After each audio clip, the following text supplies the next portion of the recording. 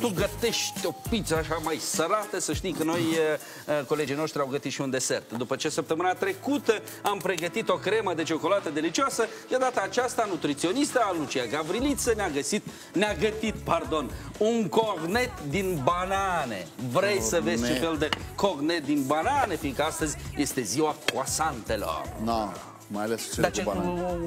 Ăsta se bat cam croissantul francez cu pizza.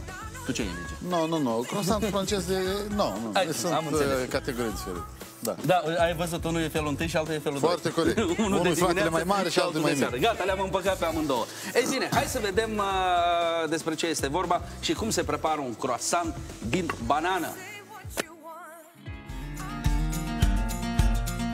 Lucia Gavriliță este vegană de 9 ani, cunoaște o mulțime de rețete delicioase și sănătoase. Cornetul din banana este una dintre ele. Pentru asta noi o să avem nevoie doar de banane, o să avem nevoie de deshidrator, pentru că o să le deshidratăm ca să le păstrăm proprietățile nutritive, dar cel mai important, enzimele. Pentru început, curățim bananele de coajă și le mărunțim în blender. Deci, peste câteva secunde,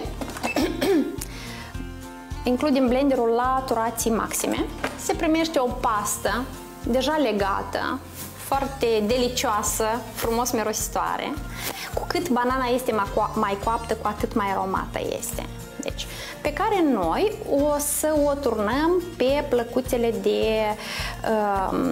foaie neadezivă și le vom lăsa la deshidrator pentru o perioadă de 24 de ore. Masa obținută se toarnă într-o tavă. Grosimea acesteia trebuie să fie de câțiva milimetri. Cam așa arată prefabricatul cornului nostru. Se pune în deshidrator pentru 24 de ore la temperatura de 40 de grade. Le-am pregătit cu o zi înainte și o să vedeți cum arată ele deja după 24 de ore.